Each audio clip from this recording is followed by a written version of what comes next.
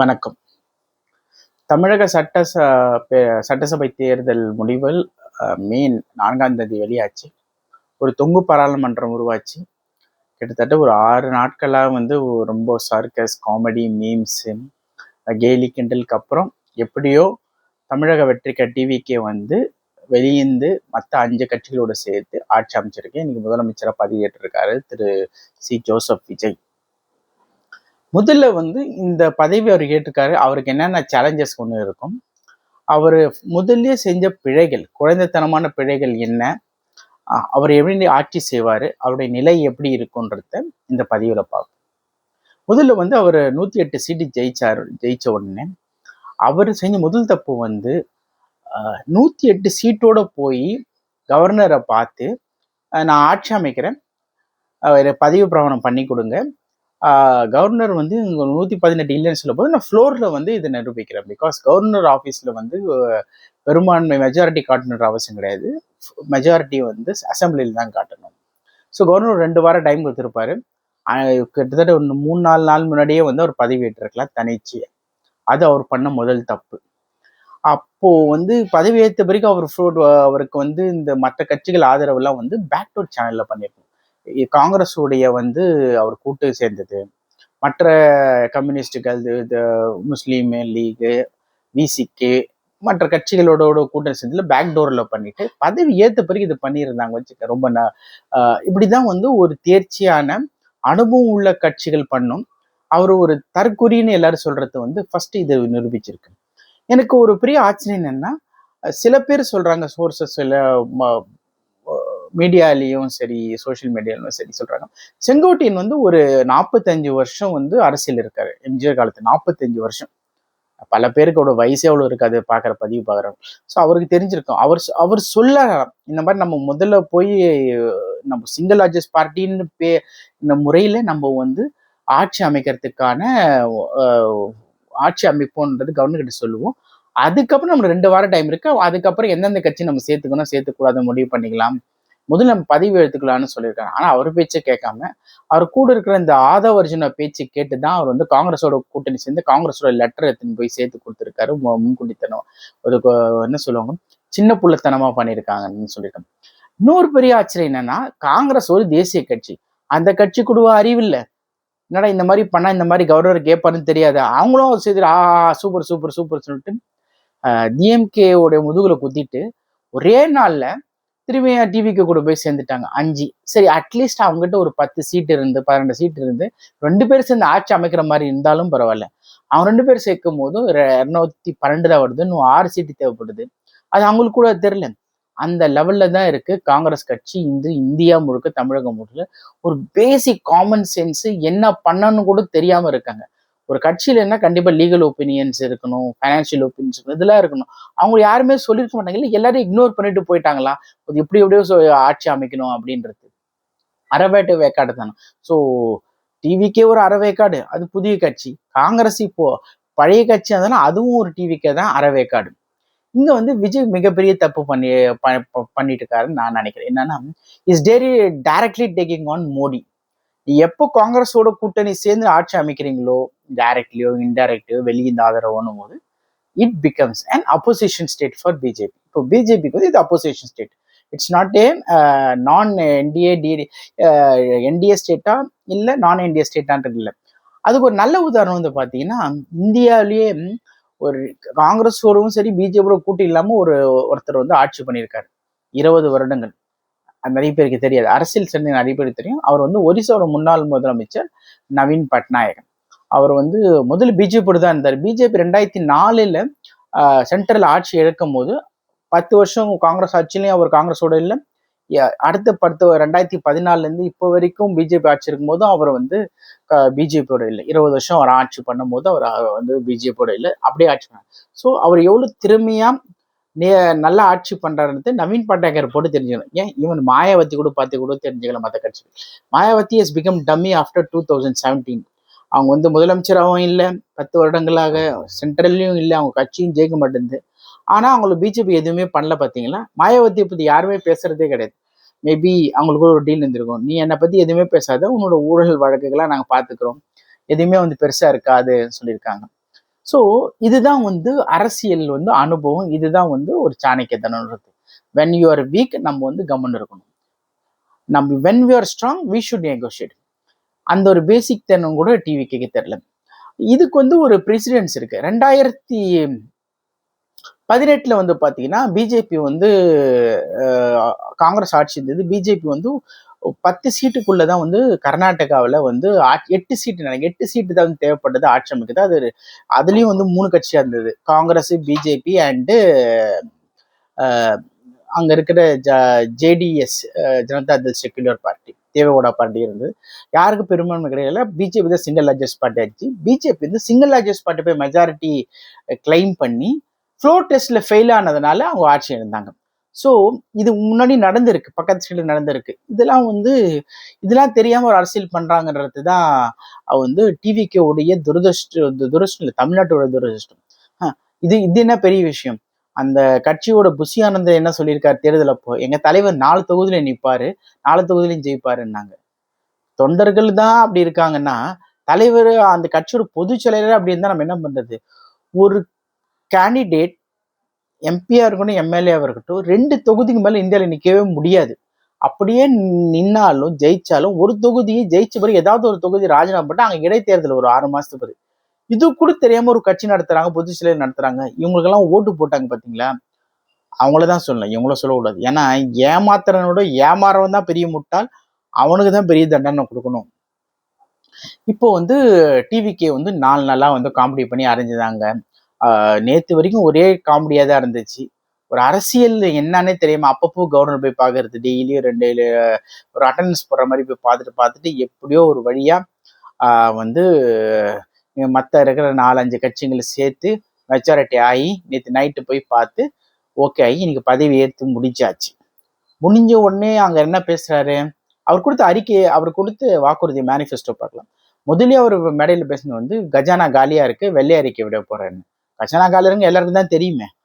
அதிமுக 2021 தோக்கும் போது 5 லட்சம் கோடியா இருந்த கடன் திமுக ஆட்சி விட்டு போகும்போது 10 லட்சம் கோடி ஆயிடுச்சு.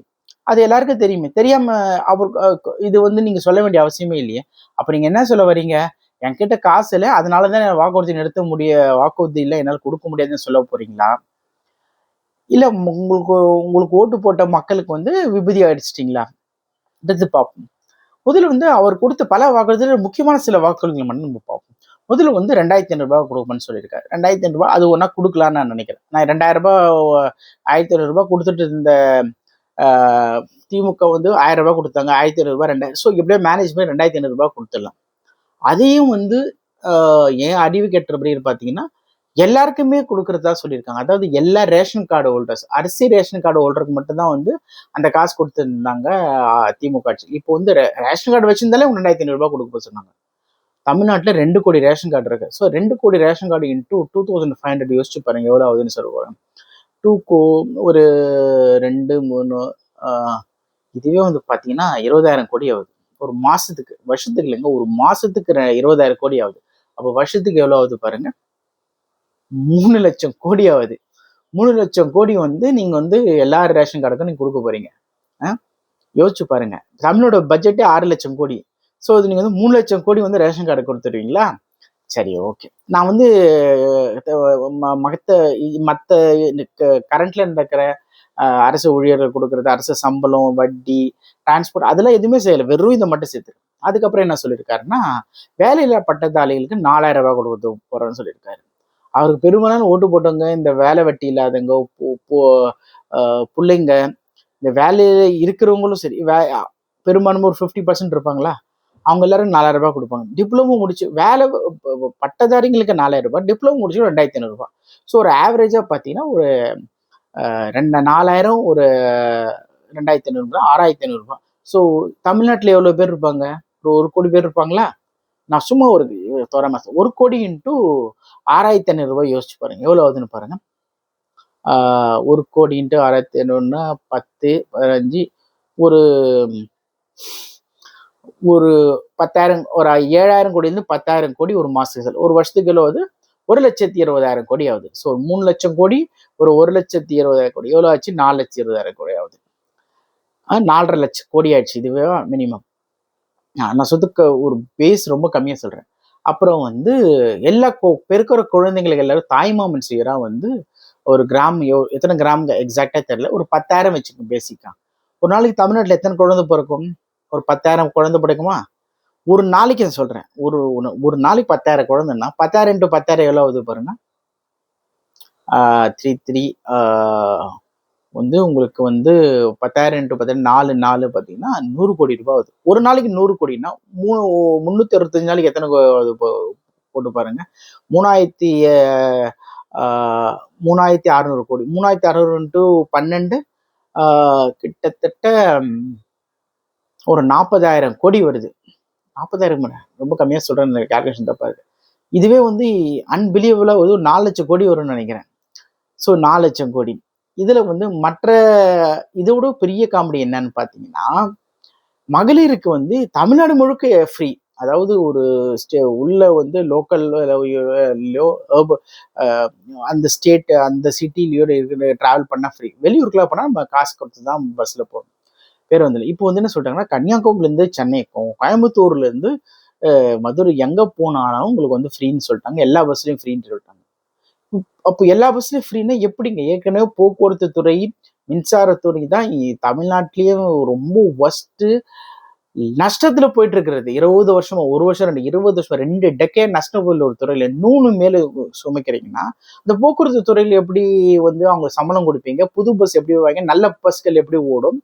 ஏற்கனவே போக்குவரத்து துறை நிறைய பேருக்கு வந்து இன்னும் செட்டில்மெண்ட் கொடுக்கல, பென்ஷன் கொடுக்கல, அவங்களுக்கு ரிட்டையர்மெண்ட்க்கு இதுக்கான ஃபண்ட்ஸ் எதுவுமே கொடுக்கல பிரச்சனை.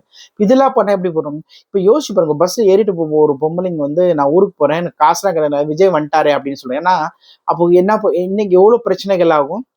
இது வந்து சாத்தியமில்லாத ஒரு விஷயம் சொல்லியிருக்காரு. இப்போ எல்லாருமே இது பண்ணுவாங்கல்ல. இப்போ எல்லாரும் ஊருக்கு போறது எப்படி பண்ணுங்க?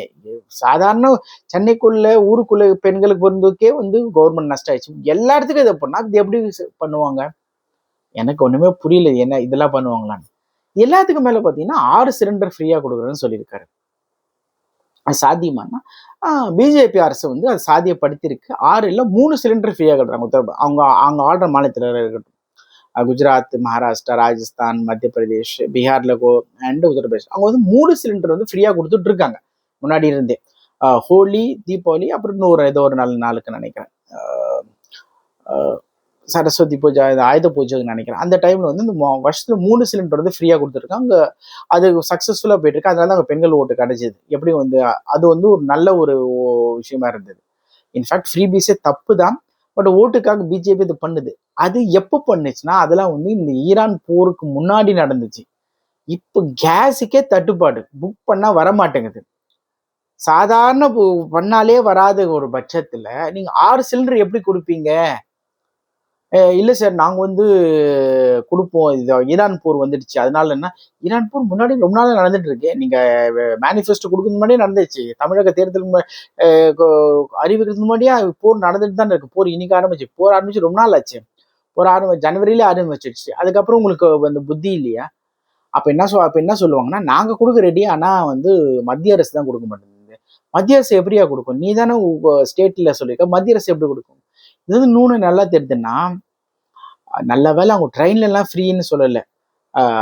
அந்த அளவுக்காச்சும் அவங்களுக்கு அறிவு இருக்கு. ட்ரெயின்ல எல்லாம் பெண்கள் எங்க ஒன்னா போகலாம் தமிழ்நாட்டுல, ஃப்ரீன்னு சொல்லல. அது இல்லாம தமிழ்நாட்டுல இருந்து போற எல்லா ட்ரெயின்களும் பெண்களுக்கு ஃப்ரீன்னு சொல்லல. அப்படியும் சொன்னா சொல்லியிருப்பாங்க. சிரிக்காதீங்க, நிஜமா இல்ல சீரியஸான விஷயங்கள்.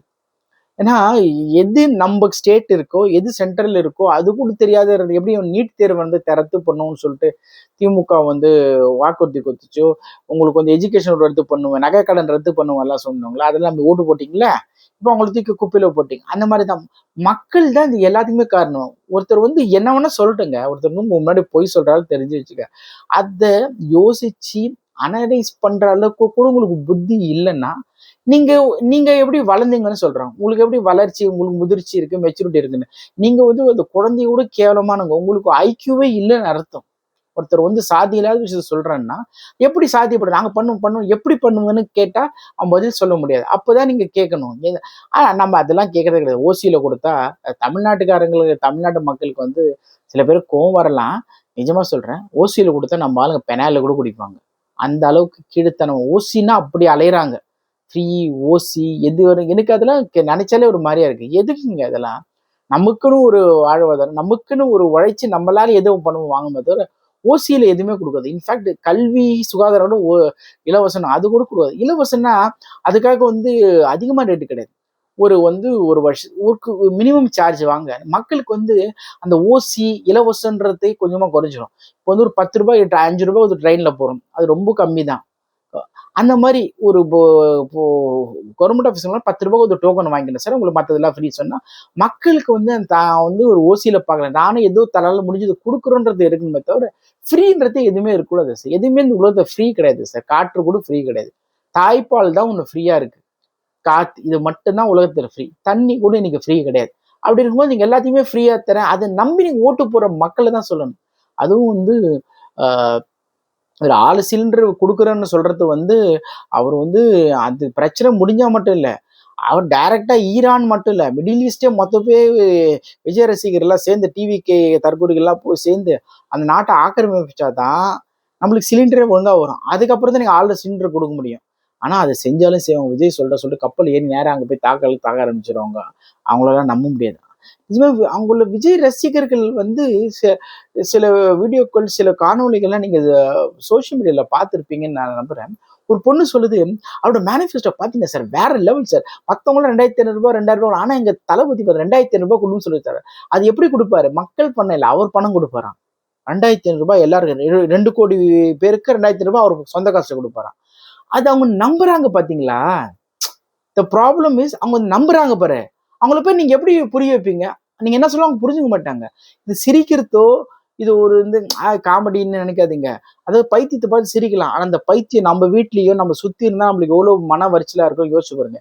இந்த மாதிரி பசங்க உங்க வீட்லயோ, உங்க சொந்தக்கார வீட்லயோ, உங்க ஃப்ரெண்ட்ஸ் வீட்லயோ, உங்களுடைய வீட்டுல இருந்தா உங்களுக்கு எப்படி வலிக்கும் யோசிச்சு பாருங்க. நம்ம எந்த சொசைட்டில விடுறோம்னு. ஆஹ் ஒரு மட்டத்தர இப்படி ஒரு கேவலமான ஒரு சொசைட்டி இந்தியாவிலேயே கிடையாதுங்க. இப்படி ஒரு கேவலமான சொசைட்டி இந்தியாவிலேயே கிடையாது. அவங்களுக்கு சில பேர் அவங்களுக்கு புரிய வைக்கவே முடியாத போது அவங்க எந்த மாதிரி மைண்ட் செட்ல இருக்கா? அவங்க வந்து புதுசா உருவால. அவங்க முதல்ல இருந்தே இப்படிதான் வளர்றாங்க. சின்ன வயசுல இருந்தே வளர்றாங்க. இதுக்கு காரணம் நம்ம ஒரு பேரண்டா, ஒரு பெற்றோரா நம்ம ஃபெயில் ஆயிருக்கோன்றது தான் காரணமே தவிர குழந்தைங்களை தப்பு சொல்றது இல்லை. நம்ம சரியா வளர்க்கலன்றது தான் காரணம். அதை எல்லாரையும் வந்து இன்டெலிஜென்டா வளர்க்கணும்னு சொல்ல. நான் ஒரு பதிவு பார்த்து ஒரு 12 வயசு பொண்ணு இந்த டிவி கேக்கெல்லாம் ஓட்டு போடுறதை பத்தி ஒரு பதிவு போட்டிருக்க. நீங்க குழந்தை சொன்னதுக்கு ஓட்டு போடுறீங்களா? ஓட்டு போடுறதுக்கே 18 வயசு மேல வச்சிருக்காங்க. ஏன்னா அப்பதான் அந்த அறிவு தெளிவு வளரும்னு. நீங்க அதையே நீங்க கேட்டுட்டு ஓட்டு போறீங்கன்னா நீங்க குழந்தையோட முட்டாளுங்கன்னு அந்த பொண்ணு சொல்லுது. 12 இயர்ஸ் 6வது படிட்டு போறோம். அந்த பொண்ணுக்கு இருக்கிற ஒரு முதிர்ச்சி, தேர்ச்சி கூட நான் தமிழ்நாட்டுக்கு பெரியவங்களுக்கு யாருக்குமே இல்லைன்னும் போது கவலையா இருக்கு. See, you elected a clown. What do you expect other than a circus? ஒரு காமெடியனை, ஒரு சர்க்கஸ் கோமாளியை ஜெயிக்க வச்சுட்டீங்க. இப்போ நீங்க வந்து ஐயோ அம்மா குடிக்குதுன்னு கட்டினா 5 வருஷத்துக்கு அனுபவிங்க. ஆனா இதுவும் நல்லதுதான் நான் நினைக்கிறேன். பாஜகவோட வளர்ச்சிக்கு இது ஒரு நல்லது. ஏன்னா எப்பவுமே வந்து நம்ம வெயில்ல இருந்தாதான் நிழலோட அருமை தெரியும். வெயில்ல தாகத்து இருந்தாதான் தண்ணியோட அருமை தெரியணும். அதே மாதிரிதான் எப்படி வந்து 10 வருட காலம் காங்கிரஸ் வந்து 2014 இருந்து 2004 இருந்து 14 வரைக்கும் காங்கிரஸ் ஆட்சி பார்த்தவங்க எல்லாருமே வந்து காங்கிரஸ் ஓட்டு போடவே மாட்டேன்னு முடிவு பண்ணாங்க. ஏன்னா அவ்வளவு மோசமான ஆட்சியா இருந்தது. இன்னும் அவங்களால ஓட்டு ஜெயிக்க முடியாது, இனியும் ஜெயிக்க முடியாது இன்னும் ஒரு 30-40 வருடங்களுக்கு. அந்த மாதிரிதான் இவங்க திராவிட ஆட்சியை பார்த்தாச்சு, விஜயோட ஆட்சியை பார்த்த பிறகுதான் மக்களுக்கு வந்து ஒரு புரிதல் வரும். எல்லாம் ஓசி ஈசி எல்லாம் பார்த்துட்டு வளர்ந்த மாநிலம் இழந்த மாநிலம். ஹலோ தமிழ்நாட்டில் இருக்கிற முட்டாள் ஜனங்களே, நார்த் ஈஸ்ட்ல இருக்கிறவங்க அவங்க நிறைய பேர் வந்து ரொம்ப ஏழ்மையான மாநிலங்கள் தான். சிக்கிம், மணிப்பூர், அஸ்ஸாம், நாகாலாந்து, திரிபுரா எல்லாமே, பெங்கால் கூட, பீகார், உத்தரப்பிரதேசம் கேவலம் பேசுங்க. அங்க கூட காசுக்கு ஓட்டு வாங்கி போறதில்ல சார். இங்கதான் காசுக்கு ஓட்டு வாங்கி போறீங்க. உங்களை மாதிரி கேவலமான அதாவது காசு வாங்கி ஓட்டு போடுறவனும் தன்னுடைய தாய், தன்னுடைய மனைவி, தன்னுடைய குழந்தைய விற்கிறவனும் ஒண்ணுதான். உங்களுக்கும் அவங்களுக்கும் பெரிய வித்தியாசமே கிடையாது. ஓட்டு போட்டீங்கல்ல, படுங்க. இதுல வந்து ஒரு சாதாரண மனுஷனா எனக்கு வந்து அவமானமும் அசிங்கமா இருந்தாலும் பட் வாட் டு டூ, இந்த கஷ்டத்தை அனுபவிச்சுதான் அடுத்த ஒரு நல்ல விடையில வெடின்னு நான் நம்புறேன். நன்றி, வணக்கம், ஜெயஹிந்த்.